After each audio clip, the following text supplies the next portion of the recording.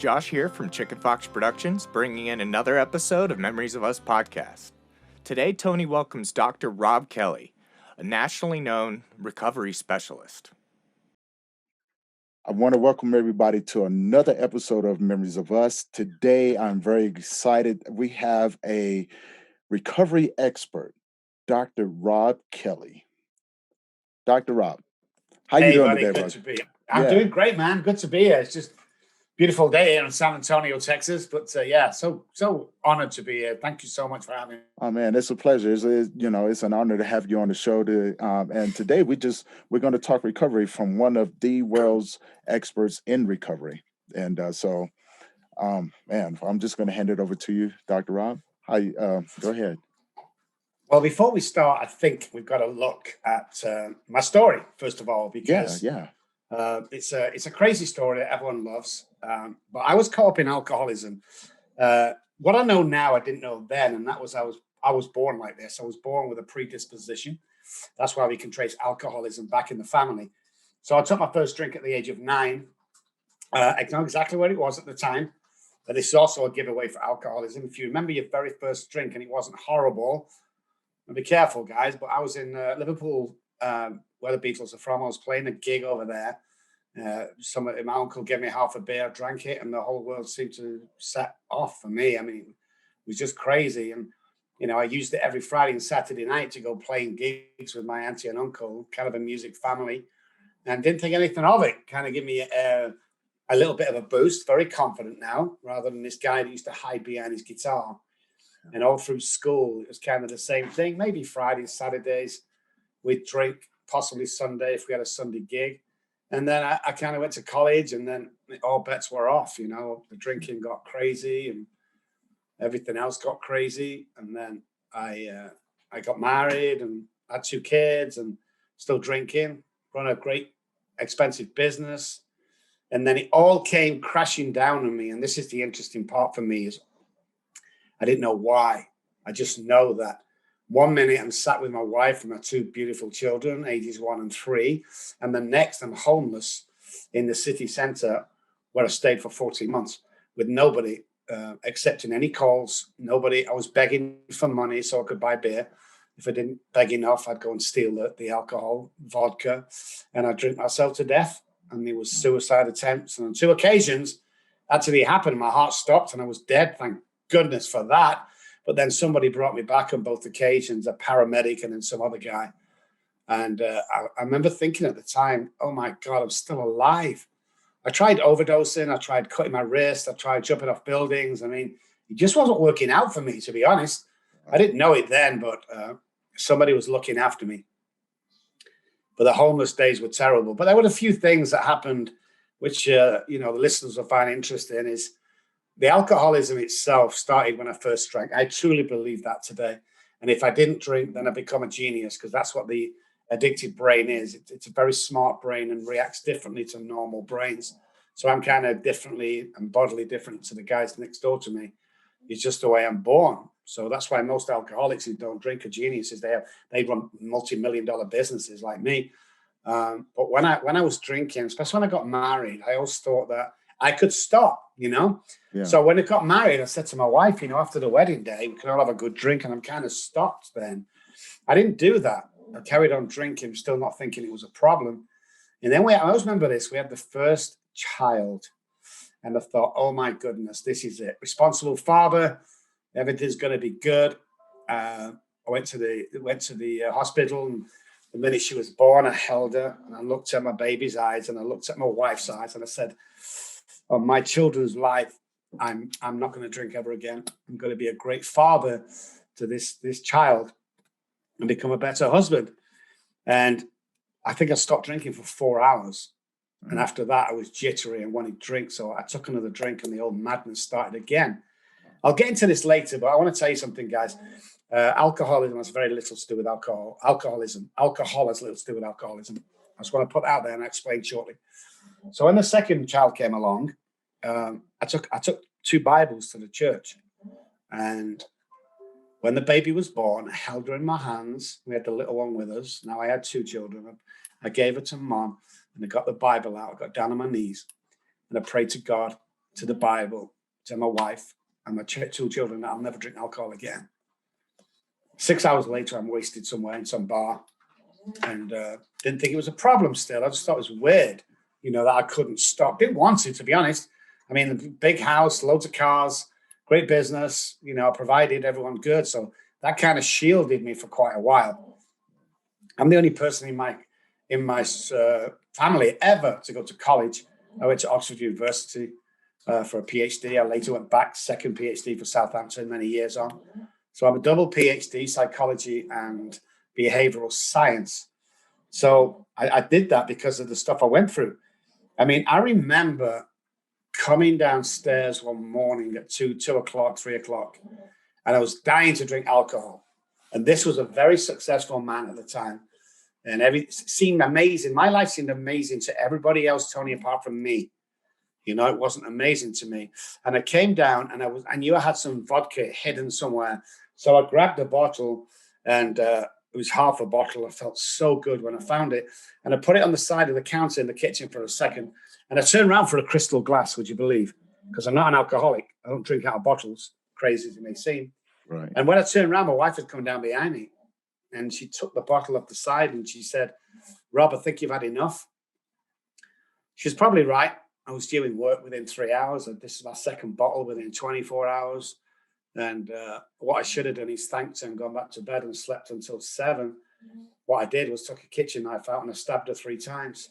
Oh, wow. I grabbed my bottle as she hit the floor and I finished it off and then called the ambulance and therefore the police. And as soon as I heard the sirens in the background, I jumped into a waiting taxi and I fled to Spain. And that's the madness of the disease. I mean, that is just not me. I would never, I've done my fair share when I was a kid, belonged to different gangs and done a lot of violent things, learn how to fight. And I was also a bodybuilder, so I was very aggressive and that kind of nobody would put me down. And I kind of fed off that. But mixed steroids with the alcohol and, it just was a bad mix for me. And I always remember sat on my first day on the streets thinking to myself, where did it all go wrong? Because I can't get my head around it. Yeah. My financial advisor said, if you keep doing what you're doing now, Rob, you probably never go broke. I remember him saying that to me. And possibly a year later, I'm on the street and everything has gone. The house was sold. She got all the money. I signed everything over to her because of my children. That's what my dad told me to do. So I did. Unfortunately, when I signed the agreement, the last piece of paper, she snatched it off me, gave it to my solicitor and said, "You'll never see your kids again." Wow. And she walked out. On hindsight, when I look back, though, she probably did the right thing. The times I fell down the stairs and nearly fell on my child, nearly killed her. I left him at cinemas while Daddy went for a drink 5 or 6 miles away. I've done some horrendous things. I always drank when I drove him around. I mean, she probably, to some extent, saved our lives. But I was very angry about it. And then, of course, being on the streets every birthday and every Christmas was just horrendous for me, thinking about the children. Wow. And slowly but surely, and this is my coping mechanism, I cut them off in my head. I couldn't think about him. And that went on. Well, I've never seen my youngest daughter since. Never seen her. And my eldest daughter, 4 years ago, got in contact with me on Facebook. And she said, "Dad, I don't believe everything they're saying to me. I've seen you on TV or something, Facebook, and I want to see you." So we flew over there the next opportunity and we met my daughter for the first time. And then she introduced me to my 3-month-old granddaughter. Wow. And then life was amazing, and since then it's kind of been amazing. I mean, I'm out of 10 every day of happiness. I'm always, up when I speak to people. It's my job to pass good messages on to people and give them hope. That's my job today. The rest of the stuff I do, TV, books, everything, that pays the mortgage and, makes my wife happy kind of thing. But what I do is I reach down to the gutter and I pull these guys out and I hand them on to God as soon as I can. That's my job. It's what I do for a living. Yeah. And See, I think as long as I do that, things are good. That's amazing because, you talk about alcoholism. I'm an alcoholic myself, right? But I haven't drank in maybe 14 years. And everything that you said, I can relate to. I lost everything. I was that guy at a very young age. get up and go to work at get up at 3 o'clock in the morning, have my half a bottle of tequila, the tall boil of Keystone Ice. And I never knew that it was a problem because that's something that I grew up with and listened to. I realize now that it was hereditary. It was something that passed down to me because I watched my mom drink. I watched my dad drink. I watched my uncles, aunties, everyone in my family and people around us do the same thing. So, I mean, I thought it was just something that I picked up, habitual from my environment. And it's amazing listening to your story of how you, getting into where you're at right now is because it sounds so familiar. It's as if you was walking one parallel and I'm walking the other parallel, even though you're older than me. I can relate to your journey. I can relate to that story. And wow, except for the stabbing part, I haven't stabbed anyone, at least that I know of, or nobody tell me. But honestly, I was that guy, just like yourself, get drunk, go out looking for a fight. I got into bodybuilding, like you said, mixing alcohol with steroids. That's just wasn't the thing. Wow. Yeah, I did the same thing. Stories are similar. Wow. Exactly. And the only difference now is that I love the bodybuilding training. I just don't like everything else that comes with it. I love exactly. You see, see, I see that, and feeling better, and my story, mine's kind of differ a little bit because I stopped drinking with my son. And when he was 4 years old, I remember going to a friend of mine's house. We had a housewarming party that lasted a year, right? Yeah, that was us, right? And I remember one night driving home with my son, and I forgot he was even with me. That's how bad it was. I mean, been drinking since about 2 o'clock in the afternoon, and 2 o'clock in the morning, I'm trying to drive home. The roads are icy. My truck does not handle well in the snow at all. And I look over and I see my son looking at me. He's holding on to the door handle. And I remember saying to myself, God, if you can let me get home, I promise I'll never touch another drink of alcohol again. I got home that night very safely. I put my son in bed. I went to the kitchen, pulled out all the alcohol, and that was the last time I ever touched it. And it was, something switched over. And it's just amazing to meet someone like yourself that share similar stories. And I've been just like yourself, staying stronger ever since then, building something that's going to outlast us. Now, what was the next steps? I know you wrote some books, you've been on TV shows. Tell us a little bit about that as well. Well, this all happened in England, and I got off the streets with a miraculous spiritual awakening. And I got an opportunity to come to America for 2 weeks to preach at a church and teach about crack cocaine in Plano, just outside Dallas. So I came, and the weirdest thing happened. Well, a few things happened before my passport had lapsed. It takes 6 weeks in the UK to get a passport. 5 days before I found out it was lapsed and out of date, it's expired. So I took it to the passport office, and they said there's no way you'll get it in time. But 3 days later, it arrived. So that was my first sign that I was coming to America. So I came, and the minute I got off the FW, which is the airport just outside Dallas, as soon as I kind of stood on American soil and knew that I'd never go back home again, only to visit. So, and I had no contacts right there. I had this lady that picked me up from the church, but I had no contacts. I have no way of staying there. 2 weeks worth of money, 2 weeks worth of clothes, Mr. Nobody, just crazy. But yeah, I stayed. And then I filed for my green card. And of course, when you do that, you can't go home for 18 months while it's processing. So in the interim period, I filed for my psychology license in Texas and got that. And then I started as a counselor or a doctor, psychologist.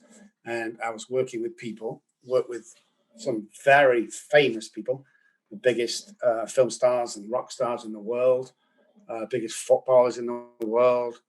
We have a couple of programs here. We have the normal 1 hour a day via Zoom, telehealth.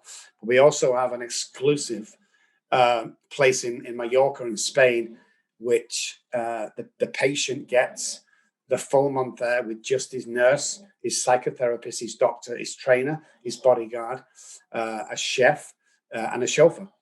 and they stay there. So we set that up as well. But I always wanted to come on TV, Tony. That was my biggest thing when I came over, and people laughed at me, saying you'll never get on TV. So I wanted to be on TV. I wanted to be a millionaire. I wanted to write a book. I think they were the three things I wanted to do, knowing quite well that I would never write a book because I'm not that kind of person to sit down with a typewriter. I get bored reading a long text. If you've got more than 20 words in your text, guys, I am not reading it. As simple as that. My wife will come up and say, "Did you get that text off that guy?" I'm like, "What text?" It's like, she shows me. I'm like, "There's no way I'm reading that." I'm not even reading when she's showing me. I'm like, my attention span is gone, man. Absolutely gone. But, so what happened first is 3 months after being here, 2 months, I got a DVD deal with a production company that specialized in addiction. So my DVDs went right out to millions of copies went out to institutions, jails, and recovery centers. So that was a good start, but that was only DVD. Yeah. So I got the money from that and just put it back into the company. And we opened a place in Dallas that was just crazy. It's in a medical building, one of the best addresses around. My lucky number or favorite number is 77, lucky the Bible. And this office I wanted was 777. We had a tiny office on the 7th floor in this other therapist kind of back room we started operating. But I claimed it every day when I walked off the elevator. And soon enough, it came to us for no payment for 6 months and then half payment to the end of the year. And we took it over, number 777. And then my career kind of kicked off. We got on TV. I think the first show I did, there was around Texas, all Texas stuff, but I got the doctors, that was like 16, 17 million people. Okay. And I've done lots of stuff since then. Obviously, I've made my mark in the industry, so I'm running a big business. I'm obviously a millionaire, and through hard work, not through ego, guys. It's hard work, which I'll explain shortly. Right. And then here's the crazy part. So everyone's saying, you got to write a book. You got to write a book. And I'm like, yeah, whatever. So I'm handing pieces of paper and pieces of tape with like a line on it or 2 lines or something. And my poor wife is gathering this over about a year. And then all of a sudden, she produces a book, in a manuscript for the book. And I'm like, oh my God, it's happening. Wow. So again, more than 20 words. I'm not reading it. So I've never really read it. And the manuscript, we got some photographs together and she put everything together. I just, provided the information and out came this book. So it's on Amazon and it's in Walmart. And it's the last thing my daughter said to me when they took them off me. Well, she said 3 things. She said, because they came in, I'd been unconscious all night drinking and the children not being fed or changed. And the police took them off me and the services were there, child support services. And, her mother was there, she was there. And the last thing she said 3 things she said walking down the path was, Daddy, please don't go. Even though I was in this drunken state, she still wanted to be with me, God bless. Yeah. And then she said, Daddy, please get better. And then the last thing she said to me was, Daddy, please stop drinking. And I couldn't do it. So when we were starting the book, we had no idea. Then my daughter came back into my life about 6 months before the book came out. And my wife said to me one night, because we're trying to bang these names out for the book and we couldn't come out with anything. And my wife says, what's the last thing Charlie said to you? He says, Daddy, please stop drinking. He said, that's the title of the book. And so it was. And the book came out and all the proceeds, not profits. I hear this all the time. All the profits are going to, that means everybody's had their piece first. Right. And 1 cent of the book. Now all the proceeds, everything that comes in to buy that book goes back into the communities around the country. Okay. Because I'm a proud American today. So we do give, quite a bit of money to people when in need. If you're a single parent trying to get your life back, you got your kids back, but you're still kind of relapsing. Yeah. We'll help you with that rent. We'll help you buy that small car. We'll do, whatever we've got to do to help you, because that's part of my job today. Okay. It's all about loving people and helping people. There you go. And I love that concept because, I've always felt since I've been on this journey, I'm a servant to my community. Yeah. And I've been on this mission to connect with other support groups or organizations across the world to bring us together. Because together we can make a bigger impact than trying to compete with one another. And I never understood that. And so I love what you just said, giving the love back, giving back more than what we've gotten, right? Yeah. Because this life does something beautiful for you when you do something like that. It blesses you. And people around you can feel that. And, and we're just touching on the surface of everything that you do. And, so you mentioned something earlier, and it kind of brought back something about crack cocaine. I remember back in the 80s when crack first became a huge thing in the United States, especially in the more less fortunate communities. And, so when you saw that epidemic come through, what were some of the things that you noticed in the communities around you? Just the devastation of broken communities, fatherless children, blameless wives, and this ripping through our communities throughout the United States. And I still look at the Saints again, Tony. I still look at them that exactly the same.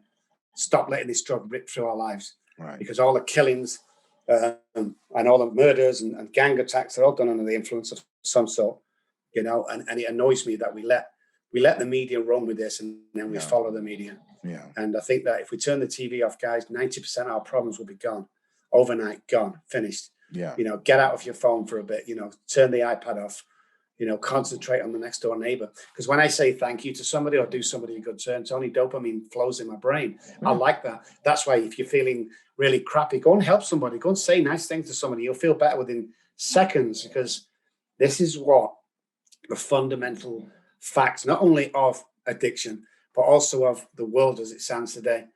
Everybody has a smart word to say. Everybody wants to diss everybody else. Mm-hmm. And the bottom line is, I don't hang around with anybody who does that today.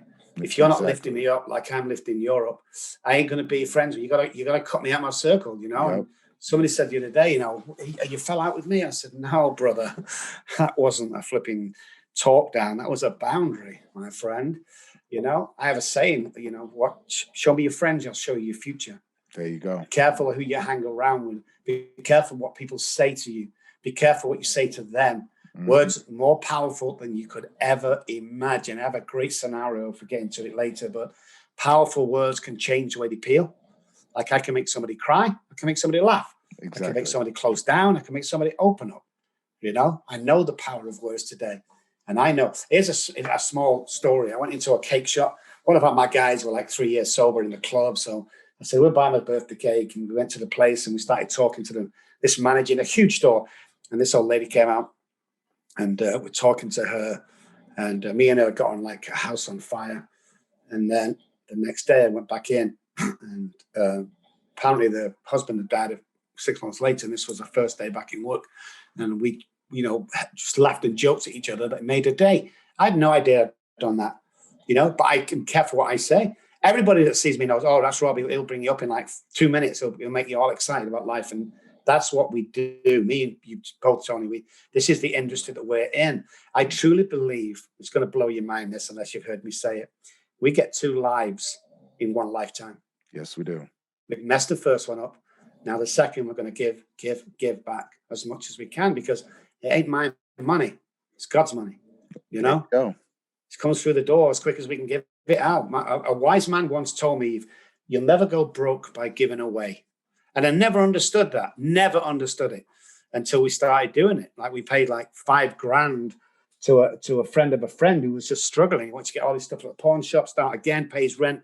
We give him $5,000, which is not a lot of money to us, to be honest. It's a lot of money, but when he got $5,000, it was 2 or 3 days later, Tony, and we got some sort of refund of something for $7,000. I swear. So I'm giving 5 away. I'm getting 7 back. I'm getting $2,000 for what? For being kind, for helping someone. I'm always the guy that stops with people and give them money. Me and my wife always stop at the red light and give that guy in the corner some money. And most of my friends go, "What are you giving him money for? He's only going to drink." And I say, "Good," because that's what I would do if I was homeless and had no prospects. Because if he doesn't drink, he might go into a fit and die because he's suffering from the delirium tremors.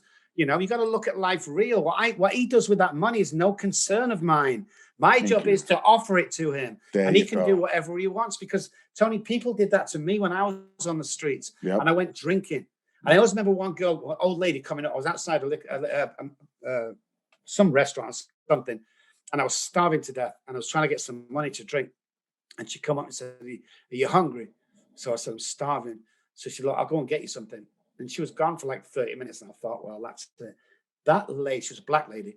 That lady came back, Tony, with a basket full of hot food for me. Wow. And I couldn't eat it for crying. How grateful I was that this woman took time out of her day and her money to provide for a bum on the street. A bum, Tony. That's what I looked like. And she said, God bless you. And she walked away. I have never forgotten that day. Never forget it. And this is, I was walking with my wife through San Antonio once, because we've only known each other for 6-7 years. We were married for 6 years. But we're walking through, and you got to understand where I am, Tony. You got to understand my wife. We not know each other that long, but we're walking past a beggar on the floor, and he was hungry. And he had a sign out saying, I'm hungry. And we had leftovers, like really expensive leftovers, from a nice restaurant. And I didn't do it. I walked past. I said, I've got no change on me. I'm sorry. We went to walk past, and she stopped, and she turned around, and she gave him her food. And it took me right back to that old lady that made my day and saved my life. And that's the kind of stuff we love doing. If you're not giving back, what are you doing? I know, right? I don't understand people who do that. Yeah. I'm like yourself, man. And I love that you said, and I've heard you say it before. I've watched a few of your podcasts and listened to a few of them. And it's always consistent. We do live two lives. And I remember when I was homeless, right? Just like yourself. And I was underneath the bridge. I just got done serving 5 years in prison and got released back into, society. I have no family, Well, where I live at, I had no family. And the people I was involved in the gangs, we spent the first life messing up. We spent the second life trying to give back, trying to figure out what we're supposed to do, right? So I'm at the second part of my life. I'm trying to, I know what I'm supposed to do, and I'm gonna give back more than what I've gotten, and I'm gonna continue doing that. And I've been blessed ever since. But going back to that moment, I was sleeping under a bridge. I was about 32 years old, and I remember it was a snowstorm, and had on a short sleeve shirt. And there was another gentleman down there, homeless guy as well. He had been homeless longer than I had. I'd been 2 years in at that time. And he looks at me, he goes, you need this more than I do. And I remember him sharing his bottle of Jack Daniels, and we set a trash can on fire to stay warm. And he actually gave me his jacket. And I remember that to this day, because it brought me back to a place of realizing who I was, and what it was going to take in order for me to get out, or get ahead, so to speak. And, I remember just walking away, and I had this sense of, purpose. I knew at some point in my life, I was going to be able to help someone in my situation. And lo and behold, right, I built a very successful nonprofit, and that's what I do. And I don't ask for nothing in return. I have no expectations. People always go, why do you do this? Because I can. You got to remember, just 2 years ago, I had nothing at all. I worked my butt off in order to get to where I am. Hard work, right? We put it in, we stay true to what we're doing, and, we let God guide us.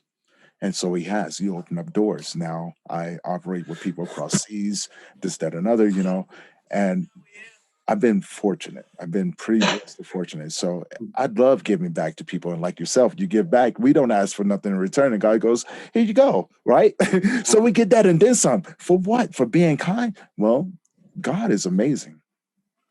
My psychotherapist has a saying. She says, we ask for so little and he wants to give us so much. Exactly. But me and you are chosen, though, Tony. Let me tell you about a story when I was on the streets. And the reason why I'm off the streets today is that I was one Monday morning, Sunday night, about 2 or 3 o'clock in the morning. I'm walking the back end streets of Manchester, nobody there, it's empty. I dropped down to my hands and knees and I started to cry like a baby. I started to cry from my stomach. And the tears were hitting the floor. It was pouring down with rain. And I was done. I wasn't done because I'd lost all my money and my kids and my wife and my cars and my houses. I was done because that right there, Tony, right there, I realized I couldn't stop drinking. Yeah. I remember looking up to the sky and saying, if there's a God up there, I can't do this on my own anymore. 30 seconds later, a guy walked around the corner. He'd missed his last Bible study home. He'd walked for at least an hour home. He came across me. He said, do you want help? So I said, yes. And he took me back to his house. And he got the first shower in 12 months, got a shave and new clothes on. And he said, Rob, I'm a Christian, but I'm in recovery myself. The only thing you've got to do while you're here until you get back on your feet is come to AA meetings. I hated them meetings, Tony. I hated them. But I went because it was a dry bed. Yeah. So I was sat in this meeting the next day, and I'm looking across. Everyone's starting the war stories and stuff. And halfway across the circle, it's a circle in England, this guy said, my name's John, and I'm a recovered alcoholic. And it really took me in what he said. And he kept quoting from the book, and he talked about God, which was unheard of the meetings I went to. And after he finished, I walked over to him and said, John, my name's Rob. And he said, hey, good to see you. And I said, will you sponsor me? And he said, no, I can't sponsor you. Well, my heart hit the floor. He said, but what I will do, I'll be your spiritual advisor for a period of 12 weeks. I didn't understand what that meant at the time. So I said, okay, what do I need to do? Because I want what you've got. You seem amazing. Very calm, white hair, white little beard. And he said, here's my address. Come every Wednesday, bring a dictionary, bring the big book, and we're going to talk about God and stuff. So I did that. Every Wednesday, I walked an hour there, Tony, an hour. I spent an hour with him, and I walked an hour back because I couldn't afford any bus fare. I did that for 12 weeks. He taught me stuff in that book. He taught me stuff about God that I've never heard before. Right. And he said to me a few things on my last day there, because I knew when I walked out, if I continued to do what he taught me, I'd never drink again. And he said, be careful, things are going to get better from tomorrow. And I always remember thinking, I mean, this guy's apartment or house, I've got no money, no prospects, no family, nothing. The very next day, I was offered a part-time job. So I took it, not thinking anything. Later that week, it turned into a full-time job. Wow. The next week, somebody gave me a little car to run around in, just to work and back. So after my second week, I got my paycheck. This guy taught me everything. This guy was a powerhouse. I went to the garage or the gas station, and I bought him a little card and a little teddy bear. It's all I could afford. And I wrote on it, thank you, introduced me to God, who took the compulsion away to drink. And I walked back to the guy's house. And when I got to his apartment, I knocked on the door and nobody answered. It looked dark inside. So I was knocking the door that loud that the next door neighbor on the right came out. She's a woman. She said, can I help you? I said, yeah, can you tell me where Tony is? Like, I think he's moved. And she went, Tony? No, you got the wrong address. There's no one in that apartment for at least 3 months that I know of. So I let her close the door. I thought, well, she's weird. So I went to the left-hand side and I knocked on his door, and a guy came to the door and said, can I help you? I said, yeah, where's John relocated to? Can you give me the address, or do you know anything? Address? That apartment's, there's been no one in that for 12 months. No one's been in that apartment ever. So I'm thinking, what's going on? I've got the right address. So I went back to the meeting that night where I met John, and I asked the chairman, I said, do you remember John I was talking to in a coffee machine? I was talking to him. I said, John. He started to laugh. So I grabbed him by the neck and I thrust him against the wall because all his friends were laughing. So I thought he was, dissing me. No. I said, don't you ever do that. And one of them grabbed me off. He said, Rob, calm down. No, we were laughing because yesterday you were at or 12 weeks ago, you was at that coffee machine talking to yourself. Never found that man, Tony. But I knew I had a mission. And I was told by God to guarantee people can recover. I've seen 6,500 patients, Tony, and all of them have recovered. Tell me, how is that possible? When the treatment says I have 3%, when AA has 2% success rate, why am I 100%? It's not my program. No, that is interesting. Wow. That right there sent goosebumps around my back because it's. Yeah. I get exactly what you just said right there. Yeah. I actually understand what you just said right there. Like your perception became your reality, but your spiritual guide was yourself. It was always meant to happen. Yeah. See, today when I look back, when I first got off the street, I look back at my homelessness as the worst thing that ever happened to me. And I hated everybody around me because it happened. Mm-hmm. When I look back today, it's like a semester at Harvard. The information I got, the teachings I got, the information what I learned of people and family and friends, and how to pass this on to other people. And it kind of got divorced, hurt my wife, was homeless, lost my kids, went through divorces, all that stuff. When people come to me today as a successful doctor and go, yeah, Dr. Rob, but what do you know? I've seen your house and the cars you drive. Right. I can sit down and take them back to the homeless days. And I catch their attention like nobody else can. Because as me and you know, when one alcoholic talks to another, it's like telling our story. You could tell my story, I could tell yours. To all our friends, there's no difference. They'd all still sympathize with us. We just leave our name out. Nobody would know the difference between the stories. Exactly. And that's why when Courtney goes through the podcast, because I do a lot of real big podcasts, but I tell her to go out and search in her heart the podcast I need to go on. And when she called me and she said, you need to go on this program, this podcast, I'm like, I don't even know what it is. And she looked at me and said, Rob, you need to go on this podcast. And here we are today. See, that is a blessing because, you know, I started the Memories of Us podcast last year. We're not even a year old, but seeing the progression, and like yourself, I kind of fell into what I was doing. You know, I understood recovery because of my struggles with alcoholism and the things that I'm doing with my nonprofit. So I focus primarily on men in grief, right? Yeah, and to normalize those conversations, but understanding that addiction is part of the 5 stages of grief. And that's what I've been trying to get across to people, that everything that you're going through as a man, you know, this is totally normal.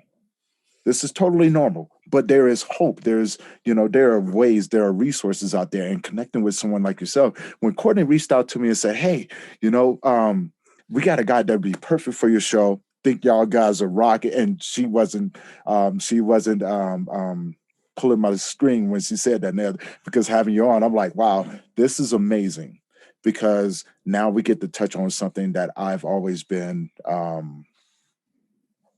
curious about, so to speak, especially in my own struggle. I can only speak from my own self, and dealing with grief, understanding that journey is like, and then having you on, it's like, it's, you know, a blessing, a true blessing. And, you know, and moving forward and everything, let's touch on the addiction, you know, let's dive deeper into that. So when we look at alcoholism and addiction, we have to remember that alcoholism is not about the alcohol, and drug addiction, it's not about the drugs. So it's not a thinking problem. It's not a drinking problem. It's a thinking problem. Right. So when we and here's how I explain this to people in layman's terms. I'll just give you a peek of when I changed into research. I'm stood outside a liquor store, who's also a newsagent in Manchester, England. He can open at 5 a.m. He can't serve liquor until 10. I'm sat outside, waiting outside this guy's. It's snowing in Manchester. I have a vest on, a pair of shorts, and a pair of flip-flops. And I'm sweating, and I've got a headache, and I'm trembling, and my stomach feels horrible, and I'm in a bad mood. And from them signs in the past, I know that if I don't get alcohol into my body real soon, I'm going to go into the DTs. The DTs are not very good. There's a possibility I could die here. Yeah. The guy opens at 5 o'clock, but he knows me. And he says, come on, Rob, come in. He's not, he could get arrested for selling, but he knew somehow in the family there must have been alcoholism. And he put the bottle on the counter, and I give him my £10. And I held the handle of the bottle. And this is what happened on this occasion. Headache stopped, chill stopped, sweating stopped, mood changed.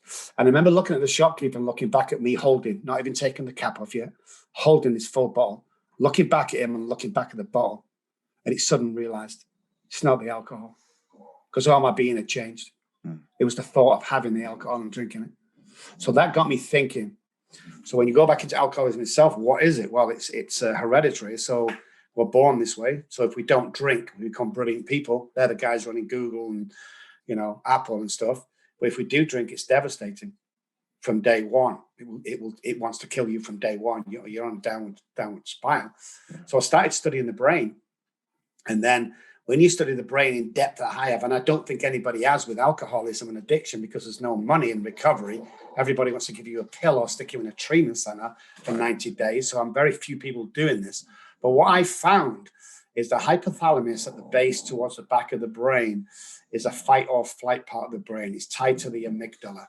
Right. And what happens is the normal person, would it be in a fight or flight, it tells us to run or fight, drink water, and eat food to survive. That's why when you watch a young baby, they'll stick them hand in the mouth. We don't have to teach them that they're hungry. They automatically do. It's a normal fact. That's what the hypothalamus is there for. Right. Do you know what it tells the alcoholic, Tony? It tells it to drink alcohol. That intrigued me straight away. Then the self-sabotaging neural pathways is how come I start really good but end really badly. I can start a job. It's like, oh my God, Rob's not supposed to start till 9. He's in at 7. Oh my God, it's 5 o'clock. It's supposed to go at 3. Rob, why are you still here? I'm awesome. 3 months later, where's Rob? It's 2 o'clock in the afternoon. It's supposed to start at 9. That's what always happens to alcoholics. Yeah. So I wanted to look at that. Why? Why was that? And it's a self-sabotaging neural pathways remap from childhood trauma. Bold statement, very true. Yes. If you're an alcoholic, there is always childhood trauma, always. Yes. And this is something that you guys listening at home have never heard before, because it's kind of our findings. It's our research. It's our, evidence-backed research that we do. Is me and my brother are stood on the kitchen table, for instance. When I'm supposed to be there, my mum walks in. This is what she says, and this is what my brother hears with a normal brain. Hey, get down off that table, you stupid idiot. Oh, my God. Okay? That's what she says. That's what he hears. She says the same thing to me in the same tone, exactly the same, Tony. Do you know what I hear? Get out of that chair. You stupid idiot is what I hear. That's the distorted brain. So I'm automatically self-sabotaging before anybody can do it. It's like, I know people are going to attack me, so I'm going to attack you first. Right. That was the deal. Oh, if we're going out together, me and you as a girlfriend, I'm going to finish with you first and dump you because I know you're going to do it to me. And that's how we're brought up. So then when we take alcohol, that becomes our comfort zone. Like we can wind into this place where nobody can hurt us. We can be brave. We can be the hero. We can date girls, all this stuff. And we become accustomed to taking that in. So when we take the alcohol away, you're still left with the trauma. You're still left with the never feeling good enough. We're still left with the person that's never going to amount to anything. So I came up with this phrase. I said, I've got to admit to myself that I'm never going to be tall enough. I'm never going to be blonde enough. I'm never going to be rich enough. And I'm never going to be thin enough. Nothing is ever good for me. And I had to bring that into science, and they've come up with this program that treats everything. It's like, why would you treat the alcoholic and not treat the family? Don't get that. Yeah. Because if you take somebody out of the family, let's say, real simple, let's say the house speaks German. So we pluck this poor guy out of the German house, and we take him with our own language, recovery at his own language, and we put him in this treatment center that, let's say, speaks Japanese. Then 30 days later, after we taught him how to speak Japanese, we take him and we put him back in the German house. What's going to happen? He's going to start speaking German again. And That's what the treatment center is all about. You have to recover in your own environment. And it's about changing neural pathways. It's not about just doing relapse prevention and trying to stop the drink. The compulsion to drink had to go. Wow. See, I can't go with this white knuckling. I can't do it. It has to be a gift. I have to get excited about life. I want to go out and inspire people on a daily basis. I want to be that guy when I go, Tony, that everyone goes, remember that Robb Kelly was a good guy. That's all I want. The rest is let's see what we can do. See Robb Kelly, he stopped at the traffic lights and he got out and he gives this old tramp like $20. I wait, man, until everybody in that line of traffic on a red signal, on a green signal, gets out of the freaking car and gives himself. Because when they see me, an ex-bodybuilder like 280 pounds and 6 foot tall with a Rolex watch and a $100,000 car, get out and give. You bet your sweet backside you better get out and give. So I lead by example. It's like, look, guys, it's not my money. It's if you want to recover, if you just want anything, guys, I'm there for you whenever I come across you. And I've learned this a long time ago. God puts people in my way that I need to help. He doesn't do it by act. So if some guy stumbles on you or bumps into you, it's God saying, stop being selfish, Rob. Stop being selfish. You're going to go and buy that watch in that store and you've just walked past a guy who can't even afford 10 cents for a bag of chips. Come on. That's what he used to say to me. And I started realizing that every single day we get signs. And if you look real careful, guys, you'll see his fingerprints. I promise you, because he's all around you. Want to be an astronaut? Where did them dreams go as kids? I'll tell you where they went. Family and friends and the universe smashed it out of you. And then we drink alcohol, it gets worse. We don't believe in them dreams. Let me tell you categorically that what you hold in your head, you can hold in your hand. God wants to give you so much. Think positive. Go and visit that Porsche dealership and sit in that Porsche because you can have it if you want it. God will take you there. And then when you get there in a year's time, you're not going to sit in the Porsche getting all freaked out. You're going to get in the Porsche and the mind goes, oh, yeah, this is where you belong. I remember this. And that's what it is. We've all got $1 million minds as alcoholics and addicts, the smartest people around. Stop hanging around 10-cent minds. Stop it. It's not doing you any good. If you're on 40 grand a year and you want to earn 60, hang around the guys that earn 60 grand a year. We're behavioral animals. We have the mirroring part of the brain. Yeah. If I want to be like someone, I'm going to hang around them guys. And automatically, I'm going to become one of those guys. It's human nature. It's what happens. I had a friend the other day, many years ago. She used to say, "What's up?" I hated it, Tony. It drove me crazy. We stopped saying that. Have a guess what? 3 weeks down the line, somebody asked me something, and I went, "What's that?" Oh my God! I started doing that. That's human behavior. Exactly. You ever gone anywhere, Tony, on a bus or anything, maybe at school, to the museum or to the seaside? When you get back on the bus, which seat do you sit in? The one you came in. Yep. In fact, it's such purpose that you may say to somebody, "Hey, that's my seat." That's not your seat when you're coming in. It's familiar. Yep. Creature habits of we go back to the same thing. So when alcohol comes into the mix, that's my seat. Alcohol becomes my seat. And I always want to sit on my seat on the way back because I come here on the way and it's nice and I like it and it's a comfort blanket and it's a nice zone. So give me the alcohol every day to blot out life. Give me the alcohol so my wife leaves me with the kids. Give me the alcohol so I can die. If you're chosen one, you're not going to die, guys. I'm sorry, but you're not.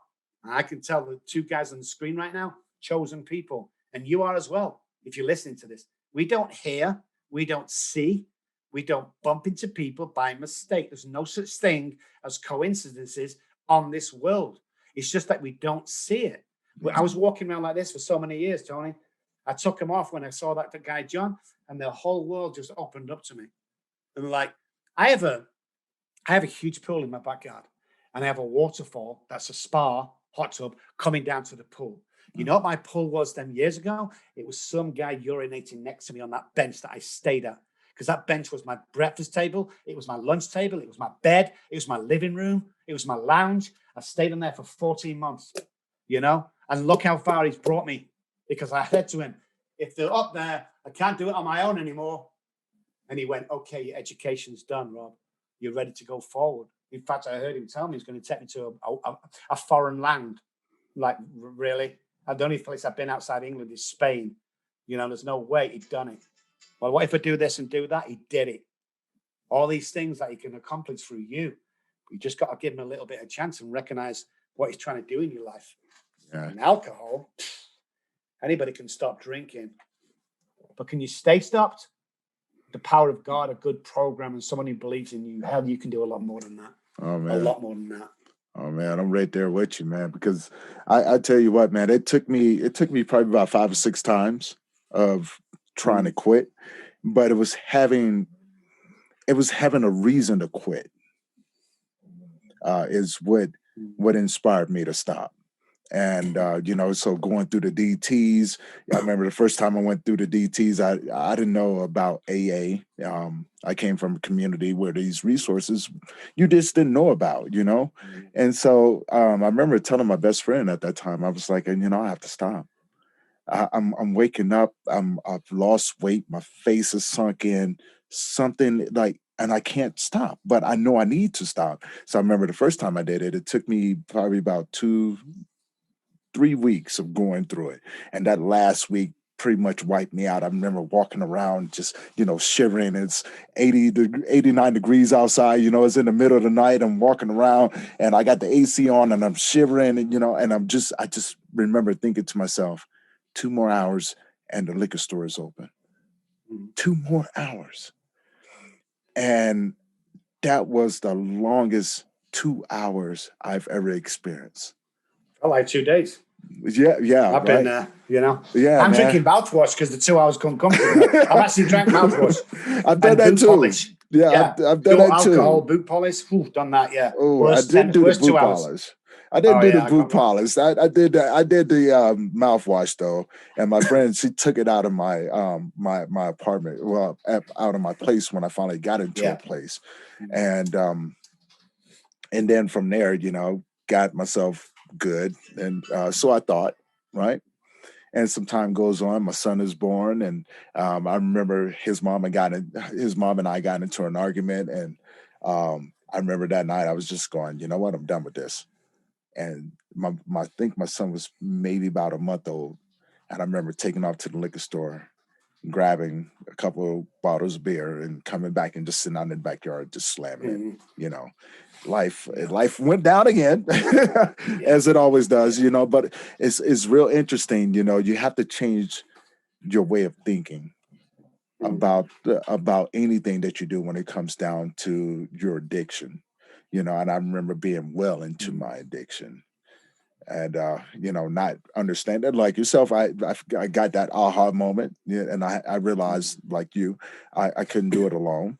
And I remember, like I said before, when driving home with my son, that was my aha moment.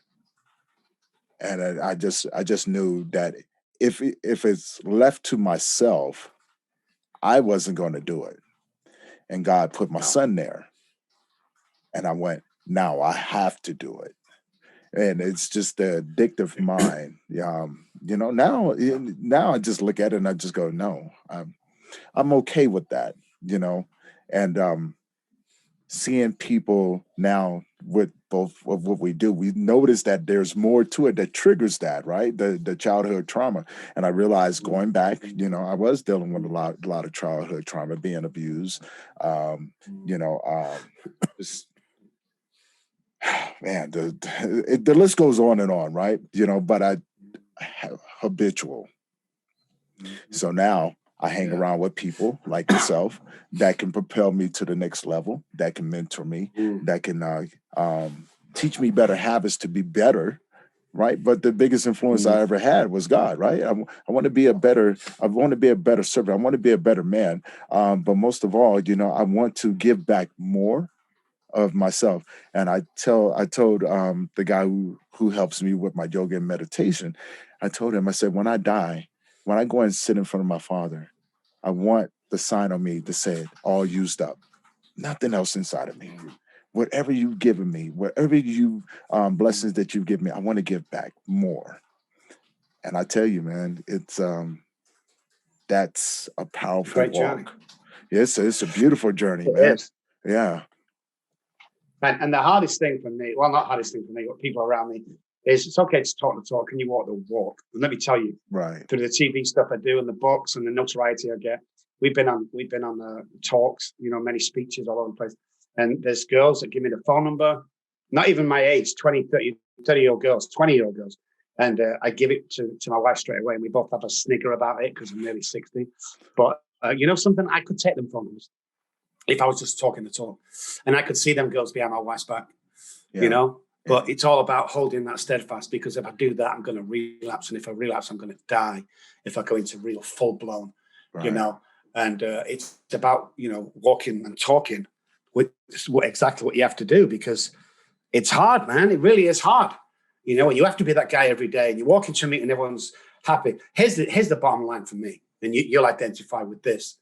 When you meet somebody, if they don't go away from you feeling great and you come away from them feeling great, you really need to be mixing with those people, because they're draining you of the energy that God's give you to help other people. What's the solution? Don't hang around and put your boundaries up. I'm not going to let anybody. You see, I don't let anybody speak to me like that. I don't let anybody give me their energy. Like when people in 12-step rooms go, oh, we're all mad in here. I put my hand up and say, don't include me in that. Step 2 tells me I've been restored to sanity. Because what I tell you, you're going to believe. If I told you a lie now, I always tell them, you might believe it, you might not. But if I tell you a lie often enough, you're going to start to believe it. But if I told you a lie real often enough, I'm going to start to believe it. So I have to be careful of the internal dialogue. When I drop a pen on the floor, I'm not a stupid idiot because I dropped a pen on the floor. I just dropped a pen on the floor, because the way they speak to ourselves, the way we talk to ourselves internally, we would never tell that to our worst enemies. No. We've got to be careful what you say to yourself, man, because your subconscious brain will listen to that stuff and it will store it along with the trauma of never being good enough. And do you know where that comes into prefrontal cortex? Oh. When it's ready to go, right in front of that first job, right in front of that first girlfriend, right in front of that first house, car, anything you're going to get. You've got to start storing good stuff in there. I say I love you 10 times every day in the mirror. I don't feel anything about it, but I know it's stored. You see, I still get nervous today. I still don't believe that people think I'm this good or trust in me or believe it. I just think I'm Mr. Nobody, why has God chosen me? I still get those moments when I'm going to walk on stage or something and give a huge speech. It's like I start doubting myself. It's internal dialogue. You've got to watch that stuff.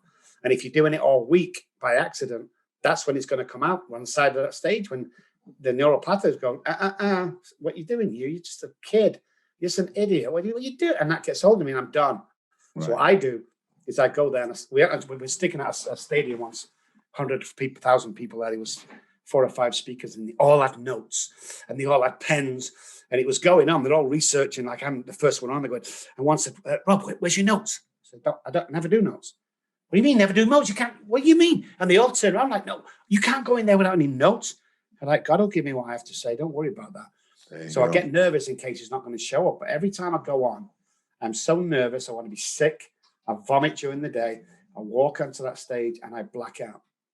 And I have no idea what I've said. And when I come off, it's funny because people go, man, what you said was awesome. And I go, what did I say? And they go, I don't know. I have no idea. In fact, the first time I heard myself was when I came to the US about 6 months in, and I went somewhere to speak, a local meeting, and they said, Rob, we record our deals and sell them for $1 to pay rent. Are you okay? And I said, yeah, of course you are. On the way out, he gave me this tape.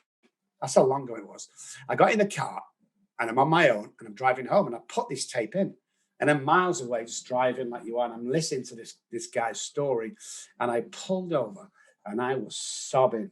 I was sobbing for this guy, Tony. It's like, oh my God. And then it hit me. That was me. That's my story. And I was so freaked out at some of the amazing stuff that I said. It was just unbelievable, because the thing is, as human beings, is I always say to alcoholics now, if we could swap places for 10 minutes, all your problems are going to be over. You don't see what I see. You see, the definition of insanity is not being able to see your own truth. That's the real reason why. Once you start to seeing your own worth, once you start seeing your own truth. Somebody asked me, a counselor just started, Rob, what should I charge? I said, how much are you worth? Always ask yourself that question. Don't sell out to nobody. We do a lot of free stuff. We give a lot of money away. But at the end of the day, I know my worth today. And that's a lot of work on me and my current wife, helping me. I'll get sometimes when I just start crying, and she look at me and said, you are Dr. Robb Kelly. Now get in there. And I go in and do my stuff, because it's good to be reminded that you're just human doing God's work, and that I'm not God trying to do humans' work. There you go. Jeez, I'll just come up with it right now. Oh my God. What did I say then? It was awesome. I'm a human trying to do God's work, not God's work trying to be a human. Oh, I've got to write that down. That was awesome. I'm taking that one from you. I love it. See, I love that, because you just came up with that just right here. So I had the chance, if anybody's watching right now, I got the chance to witness Dr. Robb Kelly coming up with his first one. Yeah. And they always come up. Oh my God. I used to hate it on the streets. I used to walk past people's houses, especially Christmas, see them all sat around the table. And I always thought to myself, I want to dream of living. Yeah. I'm dreaming of living. And then when I got well, I always say, how you doing, Rob? I'm living the dream instead of dreaming of living. And that came to me at a talk on a podium. And when I said it, I felt it. It's I did then. It was like, wow, where's that come from? It's like God dropping these stunning bombs on people, because guys, I want to be real honest with you guys. I ain't this clever. Believe me, I'm not this clever. This goes far beyond what I can do. Believe me. I'm not trying to fool anybody here, Oh man, and that's the beautiful part about it, man, because sometimes you just got to let God speak for you. And I noticed that when I do speaking engagements and things like that, just like yourself, I black out. I go on there, I start off just like a couple of weeks ago. I did a huge speaking engagement with a bunch of men, very elite men, famous people, and I tell everybody I'm a nobody in this world. I'm a poor boy from Virginia who just happened to work my butt off, find my way in this life, work my butt off, and build what I built. So these men that I was speaking in front of, I don't know. I just blacked out and everything just happened. And by the time I came through, I had seen all kind of messages, because we was all on Zoom, right? And so they pitted me against another grief counselor, and this guy is world renowned. Now, I'm not clever. I've just been through a whole lot. So that wisdom came from learned experience. to talk to someone on this level. It was just an honor. And afterwards, everything that was said and done, he came back and we was in the room talking, and he goes, I've never had anyone stand toe to toe with me. That was impressive. Now, mind you, this man has written probably 5 or 6 Forbes top bestsellers. Yeah. I am a nobody, just started a nonprofit and said this is what I was going to do. But it goes back to what God says, a man in his gift will make room for you. And that's what it did. And I realized that right then and there. I don't know, man. It's, and then talking with you, it's like, wow, I can relate in so many areas where you're talking about right now, because God does just these amazing things. He drops these nuggets, and he uses people like ourselves that don't think that we, well, I know for myself, I didn't have the confidence of knowing if I was going to be able to carry this work out for God, because I'm constantly asking, are you sure you want me to do this? Right. Yeah. Right. Like, who am I? Right. And God goes, no, you don't understand. You're my child. And yes, you are going to do this. And I just go, well, if I'm going to do it, I'm going to need some help. Surrendering to him and letting him know that I couldn't do it by myself. It was the biggest thing I've ever done. And then going to him and pretty much saying, look, I want to draw closer to you because I don't know who I am, and I need you to help me develop who I am. So my mission every day is to go out and, I look for opportunities to give myself to people. I look for opportunities to share my gift with people, my passion, because I want to give, right? I'm a servant. That's what I do. That's what my heart is. I want to see people, and this is something I was sharing with a newfound friend of mine. He's a cop. I know, kind of surprising, but considering everything, but this guy's real cool. And I told him, I said, I wonder what would happen if we can take the cloud from around the communities when it comes down to addiction, these thoughts of suicide, mental health issues, and things like that. I wonder what our communities would look like after that, right? So that's awesome. Right, exactly. Yeah, you would get rid of all of that that as well. Yeah. A small one person can make a change, and I'll tell you why you're making the change. Is I was teaching some study and talking and working with people in a place in Dallas. Doing it for about 2 years, getting there at 6 a.m, taking people through the book, helping them get closer to a higher power, all this great stuff. And one day, there's about 40 people in there. It was a speaker meeting or a call-up meeting, they call it. And they called me up, and I was so depressed. I was sick of everybody calling me and the old timers sniggering at me, trying to help people. And I just kept doing it. And I got up one day and I got to the microphone and said, something, I'm done. I'm done with this.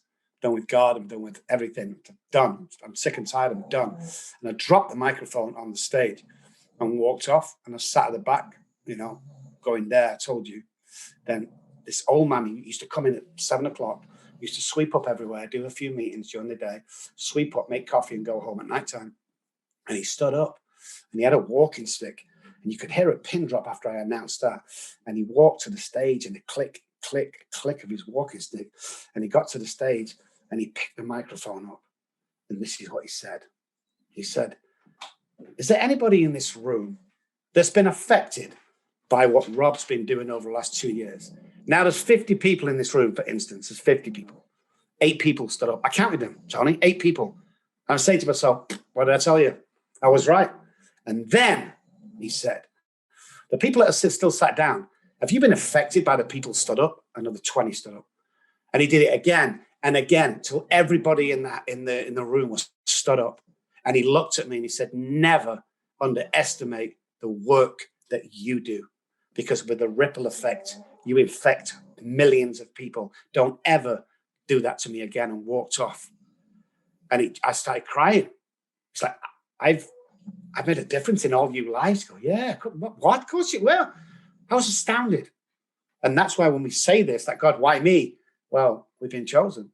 There's not. I mean, people go, oh, hang on, you can't say that. Let's talk real here. Me and you and a bunch of others out there have been chosen. And we can't be chosen if we're not gone through. You can't learn this stuff in college. No. We both know that. Yeah. I've been at the finest universities in the world. I didn't learn this. You know, you need the background. You need the staying power. You need to go through this pain. The big book says that we are reborn. The Bible said we're reborn. There's always pain before a birth, you know? So that's the pain we go through. Then we're reborn into this second life. And now God propels us out to do the stuff that we do. Are we miracle workers? I truly believe we are. Mm-hmm. I know I've seen hundreds of people I've worked with are miracles. You know, it's just unbelievable. I'm not this clever. It's God's work. It's God's program that I come up with him, and he blessed it, and away you go. But it's all about giving back. I don't show any hate to no people. Someone's just done me, Tony, for $11,000, nearly $12,000. I proceeded that I good, didn't happen. Went back to try and sue them. They just blocked us. Now, my old me would find out where they live, would have someone burgle their house, set fire to the premises. That's what I would do. Yeah. I walked away yesterday and went, I'm not going to worry about that anymore. I'm not going to let that use my mind up. It's $12,000. Ain't the end of the world, and God will bring it back to you. And I left it, and I surprised myself. But when you're in that place, life takes on a new meaning. Right. You start seeing things that other people don't see. You start experiencing people that other people don't experience, you know? And then we think, oh, well, that's just odd. No, it's not odd. It's what we've been waiting for. It's another piece. See, I look at it like this, me and you. We're working towards a better world and a better life. And we have this jigsaw puzzle, and God has the box and the pieces. And every time I do a good day's work, it gives me another piece of that jigsaw puzzle. I've got about 800 pieces right now, Tony, so I can kind of see what it is, but I've not got the full picture, and he's got the box. So every day, another piece goes in. And every day, it gets a little bit clearer what I'm supposed to be doing. Yeah. And one day, when it's all finished, he's going to take me up there, and I'm going to sit next to him. And he's going to say, good job. That's what it's all about, you know? Yeah. How can we change people's lives today? How can we make somebody smile? You know, it's just amazing.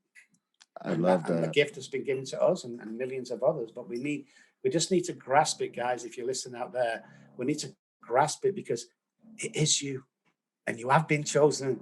And stop feeling awkward about it, you know, and stop hiding it. It's like, you know, when you know, you really do, you know. I had a girl who came to me about 2 weeks ago, and she said, well, I'm trying hard to God and I can't get God. I said, think of an animal. Think of an animal that you're going to see that tells you there's God. Panda bear in the middle of California, a panda bear. I said, okay, no problems. Let's see if you see panda bears in the next couple of days. She goes into a store, and there's baby's pajamas with panda bears on it. And then she's researching who I am. And I took a picture outside this Chinese restaurant 10 years ago. It's me and a life-size panda advertising the Chinese restaurant. And it come up on the screen. And she went, oh, my goodness. And I said, yeah, there's always signs. Are you catching them? Just look for him every day. Look at his fingerprints. Look at his people in put. What can you do for somebody? Not what they can do for me. Stop being selfish. I've got to go to a party tonight. There's no alcohol. Really? What can you take to that table tonight? And I don't mean drinks. I mean, what can you take to the occasion? Mm-hmm. And when we go there with a free spirit, I got people who drink around me. It doesn't make any difference to me. God bless you. I love the way you love alcohol. My wife drinks every now and again. God bless you. I love it. I'm just allergic to it. So because I've been given this gift, I'm going to go to that party. I'm going to be life and soul. I'm going to be dancing on the table. Everyone thinks Rob crazy. And I got to tell you as well, I wear crazy colored shirts, crazy colored scrubs, bright colored sneakers, of which I have about 100 pair. I don't care. I'm 25 years old. I act like it. I drive extortionate cars. I live in a crazy big house. And all I'm saying to other people is, don't judge me, but be me. Come and join us. This is all waiting for you. And if it all goes tomorrow and you leave me in a tent in the middle of a field with my 3 dogs, English bulldogs, my 2 cats, and my wife, I'm just as happy as I am today. Because I know you're going to take care of me, because I'm looking after your kids. That's what it's about. We look after God's kids, and he looks after us. Yeah. Wow, I feel better after saying that myself. Feels awesome now. That is amazing. Oh my God, I love that, man. I really love that, because I'm psyched up too. It's awesome. It's awesome. Yeah, that is amazing. Now you've been doing recovery work for over 20 years now. Yes. Right. Yes. Now, during that time, do you train coaches as well? Yes, we have a coaching course every 10 weeks that we take professional coaches through. Well, you are a professional coach. We take you through. It's IFC accredited as well as Robb Kelly Recovery Group accredited. So you can become a coach. So we do that, of course. We only take on 4 people at any one time during the business, because while you're on with us, you have our full attention 24/7. And we do our own podcast that we just started this Friday. We rested for 3 months. So we do a lot of stuff. I teach at UT, University of Texas. I lecture there once every 2 weeks with the young kids, educating them about addiction and what we can do and how we can do it. So I'm always active. I have my own group that we formed where God is the number one. It's an Alcoholics Anonymous meeting, and recovered is another one. We are no longer tied to alcoholism. We no longer have the bondage of self. We have a free heart and a free spirit. And we're going to rock our lives and others as much as we can for the time we are here. We make a difference. You do, I do, on a daily basis. We might always not see that, but it's like let's go back to the red light when I stop and give somebody money. It's none of my business what you do when you receive it. It's my job to give it. And that's it. Yeah. And my life is absolutely amazing. It really, beyond my wildest dreams, that's my life today. Beyond my wildest dreams. I sometimes have to pinch myself. But, it's just, when I recovered from the first time, and this guy gave me the book study to do, and I passed it on to the first sponsee. And I thought that was the best feeling in the world, watching the light in his eyes come on, until about 3 months later, after we finished with him, I walked into a meeting and he was sat down with 4 or 5 people around him, and he was passing that message on. And I just sat down and cried and thanked God I could be able to do that. And I've seen some miracles in my life. I've seen sick men become good again. I've seen broken men walk up off the sick beds and walk again. I've seen too many miracles for one person. Yeah. I know that today. But I know that I got to keep going, because we ain't finished yet, Tony. None of us are finished yet. No. He'll call us when we're ready. And then I meet powerful people like you. I meet powerful people like you that I talk to and have an instant bond, because we're on the same road. And it's a wide road, Tony. And we're on the same road. There's an instant love for you that me and you are going to be friends for the rest of our lives. I know that. And I don't say that on podcasts, because I do like 50 a week, Yeah. So I got Joe Rogan in like 4 weeks' time. I mean, I'm on huge podcasts. But now and again, I meet somebody like you and you go, oh, this guy's not getting away. We've met for a reason. Exactly. It's almost like, even though you're older, it's like, we've known each other. That's the way I feel. I feel like I've known you. I'm like, wow, why do your stories sound so familiar? And then we have those, strong similarities, and then those differences that actually turn to one another. And I'm just going, wow, man. I can only look up and go, I know that's you. Yeah. I know that's you. Because he told me a long time ago, he goes, if you keep along this road, I'll bring the right people along. And always, you guys will be able to make a difference. And I honestly know this now. You just validated all of that, because everything that we're talking about right now, not everything, but far as, what you just mentioned, I was just talking about with Josh with that, because we're always talking about trying to move forward, how to reach more people, to make a bigger impact, and how we're going to do it. But then I realized the how doesn't matter. It doesn't concern me. Right? It'll come. God says, this is where I'm going to take you to. And I, as his child, I always got to go, how am I supposed to do this? And he laughs at me. He goes, I am the how. Don't ask me how you're going to do it. I am the how. Just follow me. And so it's funny to hear you say that, because meeting powerful men like yourself is such an honor. It's so humbling. To see, and it makes it easy to have gratitude. Yes. And I know when we talk about our lives and everything, it's hard to, most people would look at that, especially if they're experiencing right now. It's hard to see the gratitude in it. It's hard to see the direction that you're in. But I encourage everyone, that's listening to this, people that we talk to on a regular basis, take the time to see, just notice one thing about your day when you first get up. The first thing that you notice is that you open up your eyes, have gratitude. And even if you don't want to write it down, tell yourself, thank you. Right? Because you was blessed to see one more day. And I know so many people out there that didn't, right? Because of the work that we do. We see the ups and we see the downs, and we see the broken men. Well, we see them all the time. I've seen broken men that have, share a short story with you. A good friend of mine lost both of his sons to a suicide, right? And it happened 2 years behind one another. And I knew both of his sons. And so to have this man come to me and go, I'm done. Both my sons are gone. Both my sons' marriage just fell apart.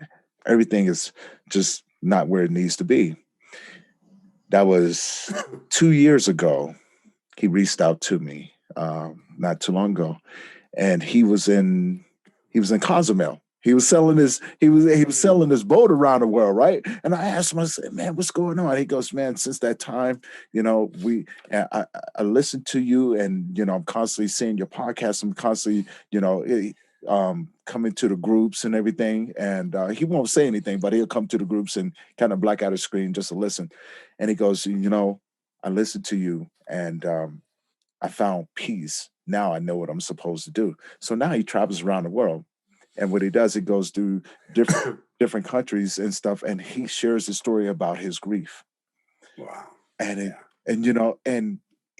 he'll get done with there, and he'll leave and go somewhere else. Now this man lost everything, and by him being on his sailboat traveling around the world, he's now a multimillionaire. He goes around, he learns how to teach other men how to grieve, and his journey is so amazing, man. So amazing. So it reminds me of this right here.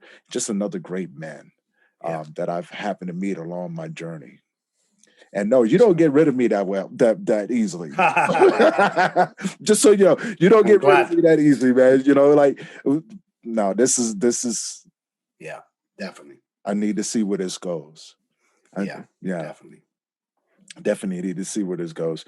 Now, part of your training, and we, I'll let you take it from here. Part of your training in recovery, what are some of the things that you try to implement into your coaches as you go? Well, obviously, we have to excite the clients. We have to give them hope, because it comes to us with wanting to improve their lives, whether it'll just be depressed or want a better job, makes no difference. We are leaders in this community, and we need to lead. People are afraid to lead today. People are afraid to stand up against the crowd and go, "Hey, this way, we're good. We know where we're going." Right. People don't do that, but it's really important that we give people the opportunity to see their future, and how the possibilities are. And all my coaches and therapists and psychotherapists that work for me, they're all recovered alcoholics and addicts. Because I truly believe if you've not been there, you don't understand anybody. How can a counselor who's done 2 years at college understand that I will stab somebody in the face if they stop me drinking? They can't understand that. I think I'm crazy. You can't do that. That's against the law. It's like the law doesn't come into it and I need a drink. So it's experience, and we teach them to be kind, to listen. That's the hard thing about coaches. They don't listen. Yeah. They always want to give you their solution. It's like, be quiet, listen to what people say. Listen to the pain. If you listen to somebody carefully talking to you, they are going to tell you the next question you need to ask them. Exactly. If you listen really carefully, instead of just trying to think of an answer straight away, just listen to them and watch their behavior. Most of them are in pain. Most of them want a way out of this life, and they've come to us for a way out. And we've been there so many times, we know it. It's like if you landed in the middle of Spain, and you was in a car and you wait to get to a store, and you stop this guy. Can you tell me what his story is? Well, I've never been there, but I think if you go down this road, no, can't think. Do you know? No, I don't. Get to the next guy. Can you tell me what his story is? Oh, yeah, I was there yesterday. I know the way there. You're going to listen to that guy. Most of us carry a way out of anything that you're going through. Most of us don't have the courage to stand up and say they do, because people think we're egoistic and what does he know? What does he know? There's a lot of hate out there for other people. I have my haters. I did. I've not seen them for a few years, but People are jealous. You shouldn't be jealous. Come and join us. If you want this life, come and join us. I'll show you how to have this life. You can have this life if you want. I'll swap it over right now for your life. Do you know why?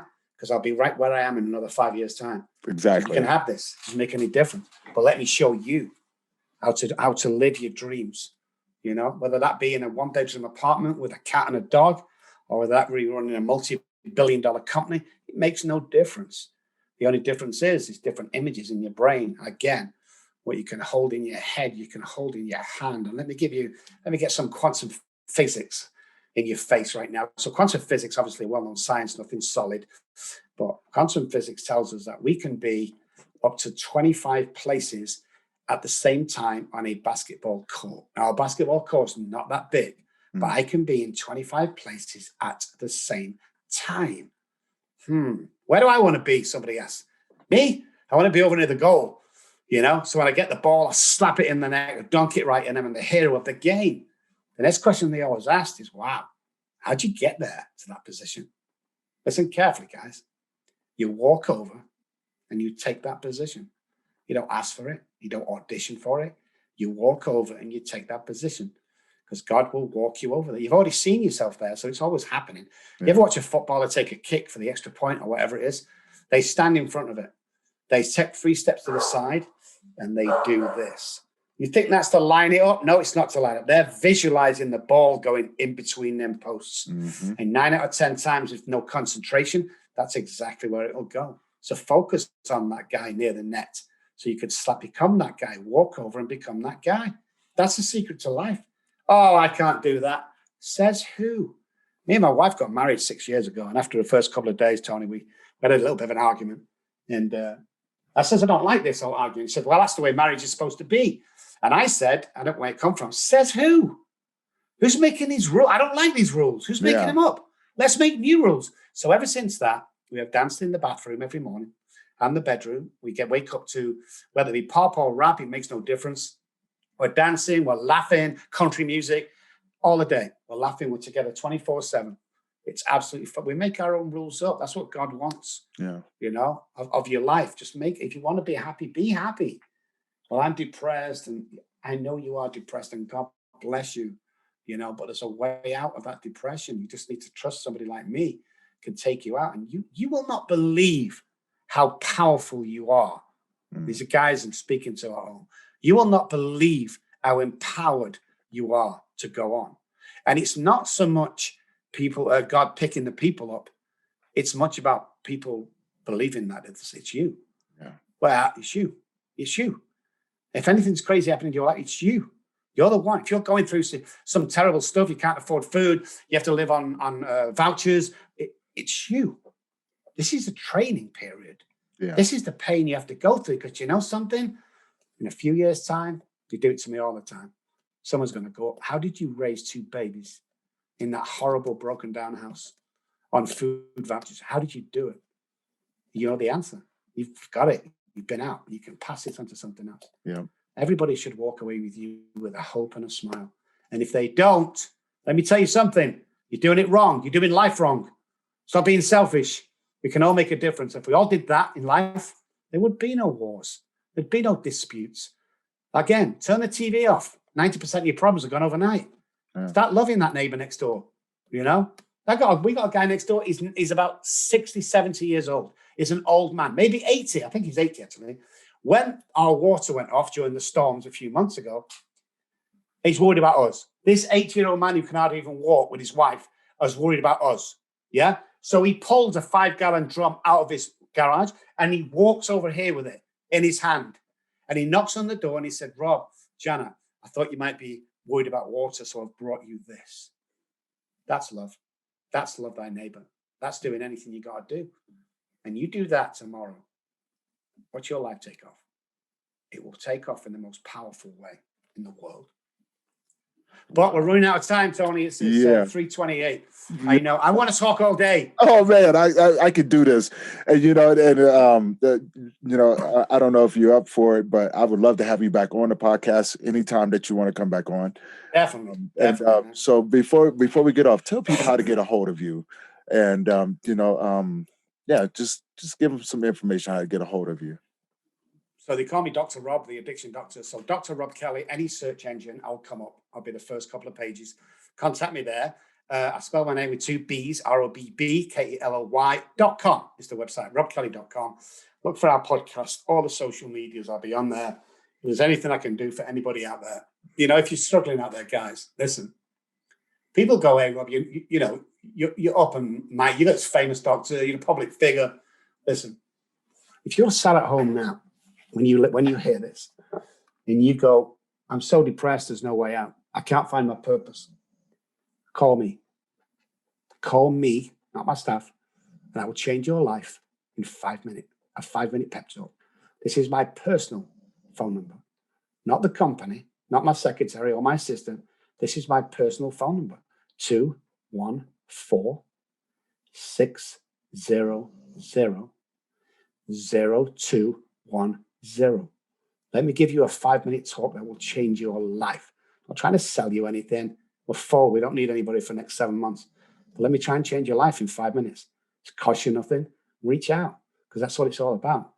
Reach out, brothers and sisters, and I'll see what I can do to help you.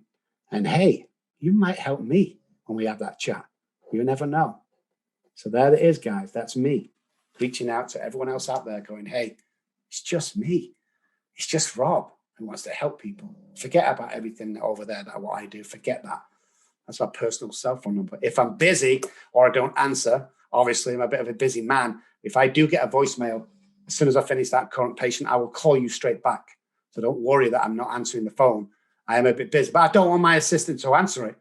I don't want my staff to answer it. This is my personal phone, just in case you call. And look at that for fun. I have some chill pills to give away in the back of my phone as well, just in case you feel down. Oh, man. Well, Dr. Robb Kelly, I want to say thank you. Thank you for your time today. Thank you for being on the podcast. And for everyone out there, if you're struggling with addiction or you want to learn more about the recovery industry, reach out to Rob, man. He's amazing. He's truly, truly amazing. And, I think you can learn a lot from him. His information is there. His phone number is there. Reach out to him.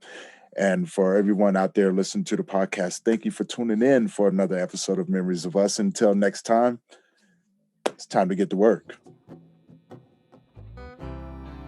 Thanks again for all the support for Memories of Us podcast.